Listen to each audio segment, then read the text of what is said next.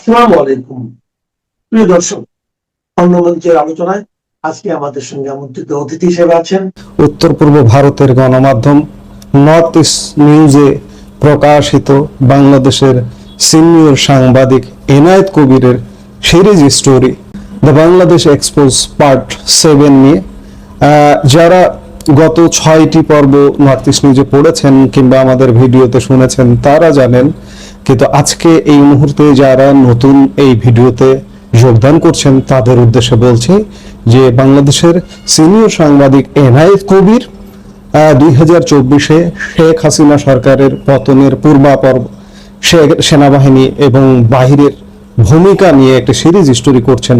তারই আজকে 7ম পর্ব প্রকাশিত হয়েছে। সেই 7ম পর্বের আলোকে আমাদের আজকের আলাপের ফোকাস বা বিষয় মূলত চক্রান্তের জালে শেখ হাসিনা, যেভাবে সেনাপ্রধান ও গোয়েন্দা প্রধানরা ঘটালেন শেখ হাসিনার পতন। 5 আগস্ট 2024 বাংলাদেশের ইতিহাসে এক অবিস্মরণীয় দিন, কিন্তু আমরা যা দেখেছি তার নেপথ্যে কি অন্য কোনো বড় খেলা চলছিল? কিভাবে মাত্র কয়েক ঘন্টার ব্যবধানে একজন লৌহ মানবীকে দেশ ছাড়তে বাধ্য করা হলো, আজ আমরা বিশ্লেষণ করব সেই নেপথ্য কারিগরদের নিয়ে, যারা খুব কৌশলে শেখ হাসিনাকে চারপাশ থেকে ঘিরে ফেলেছিলেন। সেনাপ্রধান জেনারেল ওয়াকারুজ্জামান থেকে শুরু করে ডিজিএফআই ও এনএসআই প্রধানদের সেই মাস্টার প্ল্যান আজ উন্মোচিত হবে এই ভিডিওতে। 5 আগস্ট বিকেল গণভবনের স্পেশাল সিকিউরিটি ফোর্স বা এসএসএফ কর্মকর্তারা এক চরম অনিশ্চয়তায়। প্রধানমন্ত্রী কোথায় যাবেন, কার কাছে নিরাপদ, তা নিয়ে কোনো স্পষ্ট ধারণা ছিল না তাদের। অথচ কর্মীটোলার বাসার বেজে তখন ছিল রাজকীয় প্রটোকল। শেখ হাসিনা ততক্ষণে বুঝে গেছেন তিনি বড় ধরনের বিশ্বাসঘাতকতার শিকার হয়েছেন। উত্তরা থেকে যখন কারফিউ ব্যারিকেড হঠাৎ তুলে নেওয়া হলো, তখনই তিনি বুঝতে পারেন তার সময় শেষ। ঢাকা সেনানিবাস থেকে ঘোষণা এলো সেনাপ্রধান জেনারেল ওয়াকারুজ্জামান জাতির উদ্দেশ্যে ভাষণ দেবেন। এই একটি ঘোষণাই ছিল ক্ষমতার পালাবদলের চূড়ান্ত সংকেত। অনেকে বলছেন কোটা সংস্কার আন্দোলন দমনে সামরিক বাহিনীর ওপর অতি নির্ভরশীলতাই ছিল শেখ হাসিনার সবচেয়ে বড় রাজনৈতিক ভুল। গোলাযোগ শুরু হওয়ার পর জেনারেল জামান এবং শীর্ষ কর্মকর্তারা শেখ হাসিনাকে বারবার পরামর্শ দিচ্ছিলেন বিষয়টিকে রাজনৈতিকভাবে সমাধান না করে সামরিক শক্তি ও আইন শৃঙ্খলার ওপর ভরসা করতে। তারা অজুহাত দিচ্ছিলেন প্রাণহানি ও রক্তপাতের। অথচ আওয়ামী লীগের জ্যেষ্ঠ নেতারা বারবার দাবি করেছিলেন যে তারা পরিস্থিতি রাজনৈতিকভাবে সামাল দিতে পারবেন। কিন্তু শেখ হাসিনাকে প্ররোচিত করা হয়েছিল তার ছোট বোন শেখ রেহানা এবং তার উপদেষ্টা সালমান এফ রহমানের মাধ্যমে। অভিযোগ আছে সেনাপ্রধান, ডিজিএফআই এবং এনএসআই প্রধানরা মিলে তাকে একটি মিলিটারি ডিপেন্ডেন্ট বা সামরিক বাহিনীর ওপর নির্ভরশীল বলয়ে বন্দী করে ফেলেন। সেই মরণ ফাঁদেই শেষ পর্যন্ত পা দিয়েছিলেন তিনি। 5 আগস্ট তাকে যখন বাসার বেজে নেওয়া হয়, তিনি ভেবেছিলেন তাকে নিরাপত্তার খাতিরে টুঙ্গিপাড়ায় নেওয়া হচ্ছে। সেখানে পৌঁছানোর পর তিনি বুঝতে পারেন তিনি আর ক্ষমতায় নেই। 2024 সালের 7 জানুয়ারি নির্বাচনের আগে থেকেই শেখ হাসিনার চারপাশে একটি শক্তিশালী গোয়েন্দা বলয় বা চট্টগ্রাম সার্কেল তৈরি করা হয়েছিল। এই সার্কেলে কারা ছিলেন? চট্টগ্রামের মোহাম্মদ কায়কাউস হলেন মুখ্য সচিব। এনএসআই এর প্রধান হিসেবে নিয়োগ পেলেন হাটহাজারের মেজর জেনারেল মোরশেদ, যিনি বিএনপি নেতা মোরশেদ খানের ভাগ্নে জামাতা। কক্সবাজারের মেজর জেনারেল হামিদুল হক হলেন ডিজিএফআই প্রধান। হামিদের পরামর্শেই নাইমুল ইসলাম খানকে প্রেস সেক্রেটারি করা হয়। এমনকি সামরিক সচিব মেজর জেনারেল কবির আহমেদও এই চক্রের ঘনিষ্ঠ হয়ে ওঠেন। পাশাপাশি সালমান এফ রহমান, যার সাথে পাকিস্তানের ঘনিষ্ঠতার কথা শোনা যায়, তিনিও হয়ে ওঠেন প্রধান কুশীলব। এই চক্রের সাথে নিয়মিত যোগাযোগ রাখতেন তৎকালীন জাতিসংঘ প্রতিনিধি গোয়েন লুইস। অভিযোগ আছে তারা শেখ হাসিনাকে এমন কিছু প্রস্তাব দিয়েছিলেন যা সার্বভৌমত্বের জন্য বিতর্কিত, যেমন রামু সেনানিবাসকে জাতিসংঘের স্থায়ী ঘাঁটি করা বা রাখাইন অঞ্চলে সামরিক করিডোর তৈরি। এমনকি 5 আগস্ট গণপিটুনির মাধ্যমে শেখ হাসিনাকে হত্যার একটি চক্রান্ত ছিল বলেও দাবি করা হয়, যাতে বিদেশি হস্তক্ষেপের অজুহাত তৈরি করা যায়। সেই চরম মুহূর্তে ভারতের একজন শীর্ষ জাতীয় নিরাপত্তা কর্মকর্তার হস্তক্ষেপে শেখ হাসিনার প্রাণ রক্ষা পায়। ভারতের সেনাপ্রধান জেনারেল উপেন্দ্র দ্বিবেদীর কাছ থেকে আকাশপথ ব্যবহারের অনুমতি আগে ভাগেই নিয়ে রেখেছিলেন জেনারেল ওয়াকারুজ্জামান। এসএসএফ বা পুলিশ কিছুই জানতো না গন্তব্য সম্পর্কে। শেখ হাসিনাকে দিল্লির নিরাপদ আশ্রয়ে পাঠানোর পরিকল্পনাটা ছিল অত্যন্ত গোপনীয়। যদিও শেখ হাসিনা দেশ ছাড়তে চাননি, কিন্তু পরিস্থিতির চাপে তাকে সামরিক বিমানে করে দিল্লিতে পাঠানো হয়। দিল্লি পৌঁছানোর পর ভারতীয় কর্মকর্তাদের পরামর্শেই তিনি সেখানে থেকে যান এবং বিমানটি ঢাকায় ফিরে আসে। শেখ হাসিনা চলে যাওয়ার পর দেশে কি ঘটলো? গণভবন, সংসদ ভবন আর প্রধানমন্ত্রীর কার্যালয়ে অবাধে ভাঙচুর চলল। এসএসএফ বা অন্য কোনো বাহিনী কেন বাধা দিল না? অভিযোগ ওঠে সেনাবাহিনীর পরিকল্পিত এবং বাছাইকৃত নিষ্ক্রিয়তার। সেনাপ্রধান যখন এসএসএফ ব্রিগেডিয়ারকে রাস্তায় নামতে বললেন, তখন সেই কর্মকর্তা সাফ জানিয়ে দেন যে তারা সাধারণ মানুষের রোষানলে পড়তে চান না। এই সুযোগে বিচার বিভাগ থেকে শুরু করে প্রশাসনের উচ্চ পদস্থ কর্মকর্তাদের জোর করে পদত্যাগ করানো হয়। অথচ অদ্ভুত ব্যাপার হলো, সেনানিবাসগুলোতে 627 জন ভিআইপি কে আশ্রয় দেওয়া হয়েছিল। তাদের মধ্যে অনেকে পরে দেশ ছেড়েছেন, আবার কাউকে ডিবি পুলিশের হাতে তুলে দেওয়া হয়েছিল। ওবায়দুল কাদেরকে যশোর সেনানিবাস হয়ে ভারতে পাঠানোর ব্যবস্থা করা হয়, অথচ আইজিপি আব্দুল্লাহ আল মামুনকে গ্রেপ্তার করা হয়। এই সিলেক্টিভ আচরণ অনেক প্রশ্নের জন্ম দেয়। পরিশেষে বলা যায়, 5ই আগস্টের এই পট পরিবর্তন কোনো আকস্মিক ঘটনা ছিল না। এটি ছিল অত্যন্ত নিপুণভাবে সাজানো এক ছক, যেখানে গোয়েন্দা সংস্থাগুলো একদিকে কোটা আন্দোলনকে সহিংস করে তুলছিল, অন্যদিকে ছাত্র নেতাদের আটক করে বিতর্কিত বিবৃতি দিয়ে আন্দোলনকে উস্কে দিচ্ছিল। ফলাফল আওয়ামী লীগের পতন এবং জামাতে ইসলামীর রাজনৈতিক পুনর্বাসন। সেনাপ্রধান নিজেই সেনানিবাসে নিষিদ্ধ জামায়াত নেতাদের সাথে বৈঠক করেছেন বলে আমরা সেই দিনই জানতে পেরেছিলাম। প্রশ্ন থেকে যায়, এই এনসার্কেলমেন্ট বা ঘেরাও করার রাজনীতি কি বাংলাদেশের সার্বভৌমত্বের জন্য কোনো অশনি সংকেত, নাকি এটি স্রেফ ক্ষমতার পালাবদল? এই ঘটনাটি দেখে আমি বারবার মনে করি, আমার 5 আগস্ট 2024 থেকেই মনে হয় প্রায় 350 বছর আগের নবাব সিরাজউদ্দৌলার পতনের যে প্রাসাদ ষড়যন্ত্র হয়েছিল এবং শেখ হাসিনার পতনের প্রাসাদ ষড়যন্ত্র একই সূত্রে গাথা, একই রকম, জাস্ট ওইটার কপি পেস্ট এটি চেষ্টা। অন্যদিকে জামায়াতকে শত্রু না বানিয়ে গোপনে কাছে রাখার কৌশল। এই চারদিক সামলে তারেক রহমানের দরকার, মানে তারেক রহমান যে সরকার, সেই সরকার আসলে কি করতে চাইছে?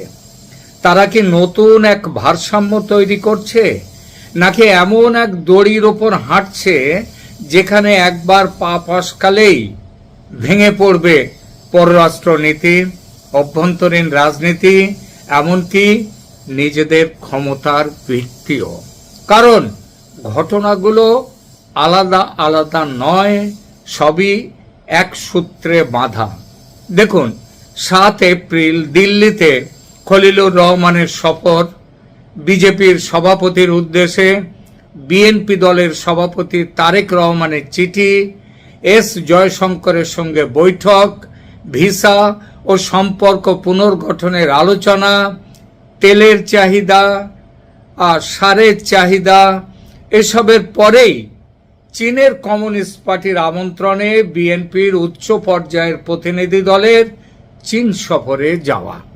অর্থাৎ দিল্লির দিকে হাত বাড়ানোর পরপরই বেজিং এর দিকেও হাত বাড়ানো হয়েছে। এটা কি কেবল কূটনীতি, নাকি এটা ক্ষমতা টিকিয়ে রাখার বড় খেলা? আজ আমরা সেটাই বুঝতে চাইব এই প্রতিবেদনে। প্রথমে ভারতের প্রসঙ্গ। দিল্লি সফরে বাংলাদেশের পক্ষ থেকে 2 ট্র্যাক মানে 2 ট্র্যাক আলোচনা একসঙ্গে চালু করা হয়, সরকারি ট্র্যাক এবং দলের ট্র্যাক, দলীয় ট্র্যাক। খলিলুর রহমান সরকারি বৈঠক করেন, আর প্রধানমন্ত্রী তারেক রহমানের পররাষ্ট্র উপদেষ্টা হুমায়ুন কবির তিনি বিজেপি নেতা বিজয় চোথাওয়ালের হাতে তারেক রহমানের চিঠি তুলে দেন, যা ছিল বিজেপির সভাপতি নীতিন নবীনের উদ্দেশ্যে লেখা। এখানে বার্তাটি পরিষ্কার, তারেক রহমান সরকার শুধু ভারত রাষ্ট্রের সঙ্গে নয়, ভারতের ক্ষমতাসীন দল বিজেপির সঙ্গেও সরাসরি রাজনৈতিক লাইন খুলতে চায়। এটা দক্ষিণ এশিয়ার রাজনীতিতে খুবই গুরুত্বপূর্ণ, কারণ অনেক সময় রাষ্ট্রের আনুষ্ঠানিক কূটনীতির চেয়ে ক্ষমতাসীন দলের সঙ্গে রাজনৈতিক আস্থার চ্যানেল বেশি কার্যকর হয়। দিল্লির সঙ্গে এই সফরে আলোচনায় ছিল সম্পর্ক জোরদার করা, ভিসা প্রথা সহজ করা, জ্বালানি, সার, নিরাপত্তা, এমনকি নিরাপত্তা বিষয়ে অজিত ডোভালের পর্যায়ের যোগাযোগও রয়েছে এখানে। কিন্তু একই সঙ্গে আরেকটি অস্বস্তিকর বিষয়ও ছিল। বাংলাদেশ বলেছে শেখ হাসিনার প্রত্যর্পণ ইস্যু আলোচনায় উঠেছে, কিন্তু ভারতের রিড আউটে শেখ হাসিনা নিয়ে সিদ্ধান্ত তো দূরের কথা, আলোচনা যে হয়েছে তারও কোনো উল্লেখ নেই।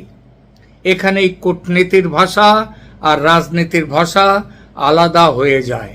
ঢাকার ভেতরের রাজনীতিতে সরকারকে দেখাতে হয় যে তারা হাসিনা নিয়ে প্রশ্ন তুলেছে, হাসিনাকে দেশে ফেরত আনার ব্যাপারে লড়াই করছে, কিন্তু দিল্লি এই ব্যাপারে রীতিমতো স্পর্শকাতর। দিল্লি এটিকে নিয়ে আলোচনাই করতে চায় না, বরং আওয়ামী লীগকে নিষিদ্ধ করাটা গণতন্ত্রের বিরোধিতা, এই বার্তা আগে থেকে দিয়ে রেখেছে দিল্লি। মাঝখানে রাস্তা তাহলেটা কি? আওয়ামী লীগ ও হাসিনা নিয়ে আলোচনা এড়িয়ে যাওয়া। তাতে বাংলাদেশ তার দেশের ভিতরের রাজনীতিকে বলতে পারবে, তারা এড়িয়ে যাওয়ার কথা বলবে না।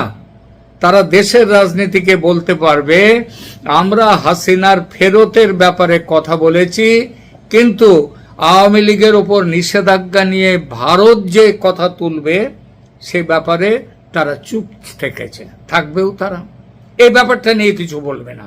আর ভারত, তাদের কি মতামত, তারা প্রসঙ্গটি তুলবেই না। এটা দুপক্ষেরই একটা সমঝোতা যে তোমরাও হাসিনার প্রত্যর্পণের ব্যাপারে চিঠি দিয়ে রেখেছ, দাও, কিন্তু কোন রকম আলোচনার মধ্যে আমরা এই বিষয়টিকে আনব না। আর বাংলাদেশও এই সুযোগে নিষেধাজ্ঞার ব্যাপারটা এড়িয়ে গেল। তাই ভারত ঢাকা সম্পর্কের প্রথম সত্যিটা হলো এই যে দুই দেশ এখনো কথা বলছে বটে, কিন্তু তারা একই ভাষায় কথা বলছে না। আর তারেক রহমান এই অমিল জানেন বলেই ভারতের কাছে একদিকে নরম ভাষা, অন্যদিকে দেশের ভেতর ঘরোয়া রাজনীতির জন্য কঠিন ভাষা, এই দুটোই ব্যবহার করছেন। এখন আসি ভারতের অস্বস্তির জায়গায়। ভারত আগেই আওয়ামী লীগ নিষিদ্ধের সিদ্ধান্ত নিয়ে আনুষ্ঠানিক উদ্বেগ জানিয়েছিল। ভারতের পররাষ্ট্র মন্ত্রণালয়ের ভাষায় উইদাউট ডিউ প্রসেস এ ধরনের নিষেধাজ্ঞা জারি হয়েছে, যা উদ্বেগজনক, এবং তারা free, fair and inclusive elections, তার পক্ষে ভারত এটা বারবার জানিয়েছে। অর্থাৎ দিল্লি অন্তত নীতিগতভাবে চাইছিল বাংলাদেশের রাজনৈতিক মাঠ পুরোপুরি কোনো একটা দলের বিয়োগ করে না হোক। কিন্তু 8ই এপ্রিল বিএনপি নেতৃত্বাধীন সরকার সংসদে আইন পাস করে অন্তর্বর্তী সরকারের আমলে জারি হওয়া অধ্যাদেশকে কার্যত স্থায়ী রূপ দিয়ে দিল। ফলে আওয়ামী লীগের ওপর নিষেধাজ্ঞা বহাল থেকে গেল। এখানে দিল্লির চোখে একটি সমস্যা তৈরি হয়। নির্বাচনের আগে তারেক রহমানের ইনক্লুসিভ পলিটিক্যাল অ্যাটমসফিয়ারের বার্তা আর নির্বাচনের পরে আইনি কাঠামো দিয়ে আওয়ামী লীগকে আরো দূরে ঠেলে দেয়া, এই দুয়ের মধ্যে ফারাকটা ভারত নিশ্চয়ই দেখছে, খেয়াল করছে। তবে এটাও সত্যি, ভারত এখনো প্রকাশ্যে সম্পর্ক ভেঙে দেওয়ার ভাষায় যায়নি। সেটা রাষ্ট্রনীতি ও কূটনীতিতে কখনো ভাবা যায় না। ভারত তা ভাবেও না, বরং তারা উদ্বেগ জানিয়েও নতুন সরকারের সঙ্গে কনস্ট্রাকটিভলি এনগেজ করার কথা বলেছে। এটাই হলো ভারতের পক্ষ থেকে বাস্তববাদ। দিল্লি খুশি নাও হতে পারে, হয়নি নিশ্চিতভাবেই, কিন্তু বাংলাদেশের সঙ্গে এই মুহূর্তে সম্পর্ক ছিন্ন করার ভাবনা তাদের নেই। এবার চীনের প্রসঙ্গে আসি। দিল্লি সফরের ঠিক পরেই মির্জা ফখরুল ইসলাম আলমগীরের নেতৃত্বে বিএনপির একটা বড়সড় প্রতিনিধি দল চীনে গেছে, চীনের কমিউনিস্ট পার্টির আমন্ত্রণে। সফর সূচিতে আছে বেজিং, আনহুই, গুয়াংডং এবং দুই দলের যোগাযোগ জোরদারের বিষয়টি। এই সফরটি গুরুত্বপূর্ণ শুধু এজন্যে নয় যে বিএনপি চীনে গেছে, বরং গুরুত্বপূর্ণ এজন্য যে দিল্লির সঙ্গে বরফ গলানোর উদ্যোগের পরেই বেজিংয়ের দিকে সমান্তরাল হাত বাড়ানো। অর্থাৎ তারেক রহমান সরকার ভারতকে এই বার্তা দিতে চায়নি যে ঢাকা এখন পুরোপুরি দিল্লির কক্ষপথে ফিরছে। আবার চীনকেও এই বার্তা দিতে চায়নি তারেক রহমানের সরকার যে বিএনপি ক্ষমতায় এসে ইউনূস সরকারের মতো পুরোপুরি চীন নির্ভর হয়ে যাবে। এখানে পার্টি টু পার্টি কথাটা খুব গুরুত্বপূর্ণ। দিল্লিতে বিজেপির কাছে চিঠি আর বেইজিংয়ে সিপিসির সঙ্গে দলীয় বৈঠক, দলীয় সম্পর্ক, দুই ক্ষেত্রেই ফর্মুলাটা কিন্তু এক। অর্থাৎ সরকার কেবল রাষ্ট্রীয় চ্যানেলে নয়, ক্ষমতাসীন দল টু ক্ষমতাসীন দল এই সরাসরি রাজনৈতিক সংযোগ করছে। এটি আসলে বীমা পলিসির মতো। কোনো একটি দেশের আমলাতান্ত্রিক বা কূটনৈতিক সম্পর্ক হঠাৎ যদি জটিল হয়ে যায়, তখন রাজনৈতিক চ্যানেল যেন খোলা থাকে। চীনও এই সুযোগে লাভবান, কারণ বিভিন্ন প্রতিবেদনের যে রিপোর্টগুলো আসছে, সেই রিপোর্টগুলো বলছে চীন বাংলাদেশের সব বড় রাজনৈতিক দলগুলোর সঙ্গেই সম্পর্ক বাড়াতে আগ্রহী। ভোটের আগে জামাতের সাথে প্রচুর মিটিং করেছে তারা, কারণ তখন এমন একটা সম্ভাবনা এসেছিল যে জামাত ক্ষমতায় আসতে পারে। তারা এনসিপির সঙ্গেও বসেছে একাধিকবার এবং বিএনপির সঙ্গেও বসেছে। আর বিএনপি ক্ষমতায় বসার পর এখন বিএনপির সঙ্গে আলাদা চ্যানেল তৈরির চেষ্টা করছে চীন। তাহলে চীনের সঙ্গে তারেক রহমানের আসল লক্ষ্যটা কি? প্রথমত ভারতের বিরুদ্ধে দর কষাকষির ক্ষমতা বাড়ানো, দ্বিতীয়ত উন্নয়ন, বিনিয়োগ ও কৌশলগত যোগাযোগের ব্যাপারে ভারতের বিকল্প একটা দরজা, চীনের দরজা খুলে রাখা, তৃতীয়ত আন্তর্জাতিক স্তরে বার্তা দেয়া যে বাংলাদেশ কারো স্যাটেলাইট বা উপগ্রহ নয়। যে অভিযোগ উঠেছিল, যদিও ভুলভাবে, আওয়ামী লীগের বিরুদ্ধে, কারণ বলা হতো নাকি আওয়ামী লীগ ভারতের কাছে বাংলাদেশকে বিক্রি করে দিয়েছে। যদিও বিক্রি নয়, বিক্রি করতে গেলে তো বাণিজ্যের কথা ওঠে।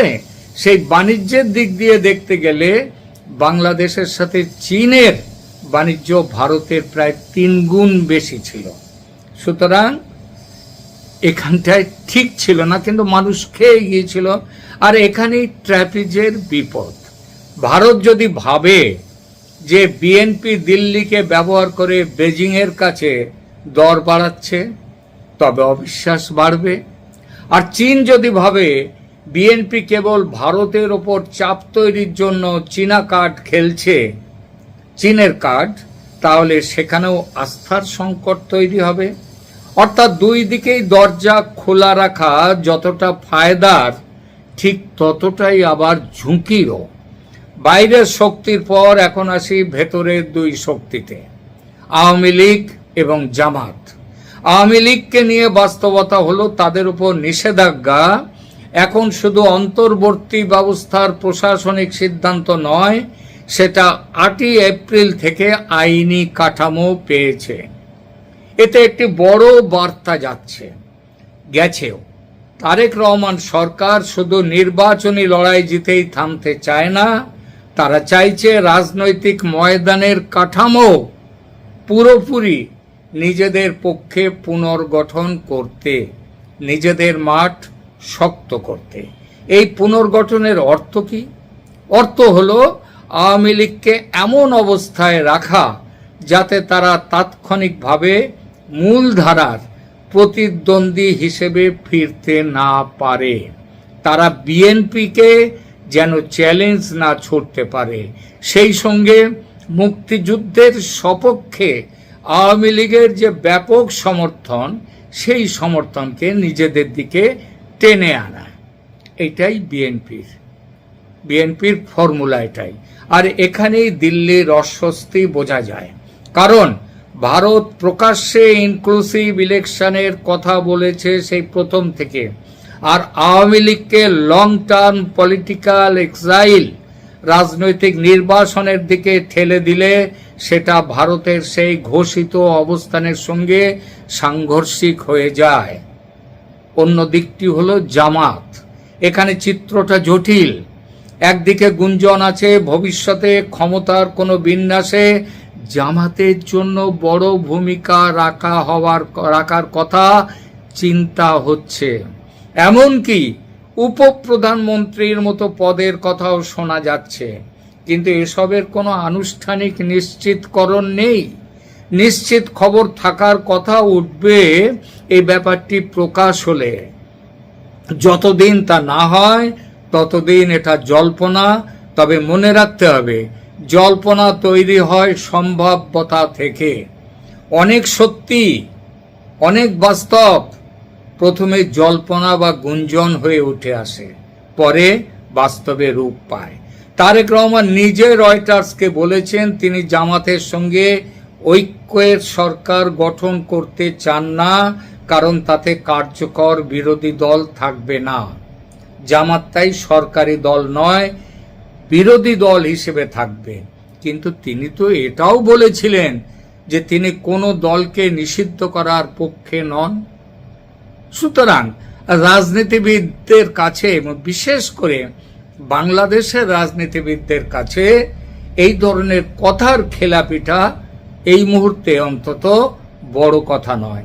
এই দুইয়ের মধ্যে কোনটি সত্য? সম্ভবত সত্যিটা আছে মধ্যিখানে।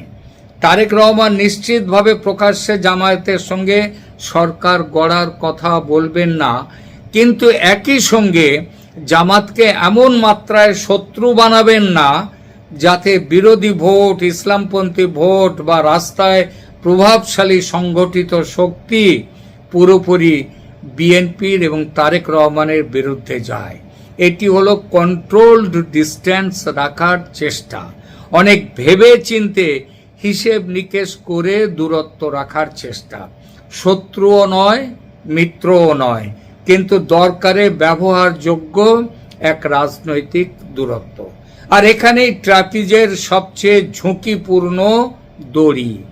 আওয়ামী লীগকে চেপে রাখা কিন্তু জামাতকে পুরোপুরি ঠেকিয়ে না দেয়া, পুরোপুরি তাদেরকে দমন না করা, এই সমীকরণ বাংলাদেশের ভেতরে যেমন উত্তেজনা বাড়াতে পারে, তেমনি বাইরে ভারতকেও চিন্তিত করতে পারে। কারণ সেই 10 ট্রাক অস্ত্রের কথা তো মনে আছে, সৌজন্যে জামাত বিএনপির যোগসাজশ। কারণ দিল্লির কাছে প্রশ্ন হবে, বাংলাদেশ কি ইনক্লুসিভিটি কমিয়ে ইসলামপন্থী দর কষাকষির রাজনীতির দিকে যাচ্ছে? আর বেজিং এর কাছে প্রশ্ন হবে, বাংলাদেশ কি আদর্শগত নয়, কেবল ক্ষমতাগত বাস্তবতায় সব শক্তিকে ব্যবহার করছে, ভারতের সাথে দর কষাকষি করছে? তাহলে বড় প্রশ্ন, তারেক রহমান সরকার কি ট্র্যাপিজ খেলা সামাল দিতে পারবে? উত্তর হলো পারবে, কিন্তু খুব কঠিন শর্তে, খুব ঝুঁকি আছে। প্রথম শর্ত, ভারত ও চীনের মধ্যে ভারসাম্য রক্ষা করতে হলে এক পক্ষকে অন্য পক্ষের বিরুদ্ধে প্রকাশ্যে লিভারেজ হিসেবে ব্যবহার করা যাবে না। দিল্লি সফর আর চীন সফরের ধারাবাহিকতা এখন এই অবস্থায় খুব স্মার্ট একটা খেলা, ব্যালেন্সিং এর খেলা মনে হতে পারে, কিন্তু একই কৌশল বারবার ব্যবহার করা হলে তা মিসট্রাস্ট, অবিশ্বাসে পরিণত হবে। দ্বিতীয় শর্ত, আওয়ামী লীগকে নিষিদ্ধ রেখে যদি সরকার অন্তর্ভুক্তিমূলক রাজনীতির ভাষা ব্যবহার করে তাহলে সেই দ্বৈততা একসময় বিশ্বাসযোগ্যতাকে খেয়ে ফেলবে। ভারত ইতিমধ্যে ডিউ প্রসেস ও ইনক্লুসিভ ইলেকশনের কথা বলেছে, ফলে এই প্রশ্ন বাইরে থেকেও চাপ তৈরি করবে এবং নিশ্চিতভাবেই ভারত সেই চাপ দেবে। তৃতীয় শর্ত, জামাতকে নিয়ে অস্পষ্টতা দীর্ঘদিন রাখা যাবে না। ওই যে বাজারে একটা কথা উঠেছে, জামাতের আমির হবেন কিংবা জামাতের পক্ষ থেকে কেউ হবেন বাংলাদেশের তারেক রহমান প্রধানমন্ত্রী, আর তিনি হবেন উপপ্রধানমন্ত্রী, এই যে কথাটা বাজারে উঠেছে, এ কথা কিন্তু দাবানলের মতো ছড়িয়েও যাবে, ঠেকানো যাবে না। যদি জামাতের সাথে দূরত্ব থাকে বিএনপি ও জামাতের মধ্যে, সরকারকে তা নীতিগতভাবে দেখাতে হবে। আর যদি আড়ালে কোনো পাওয়ার শেয়ারিং আন্ডারস্ট্যান্ডিং তৈরি হয় তাহলে সেটা ফাঁস তো হবেই একদিন না একদিন। তার ধাক্কা শুধু অভ্যন্তরীণ রাজনীতিতে নয়, দিল্লি ঢাকা সম্পর্কেও পড়বে নিদারুণ ভাবে।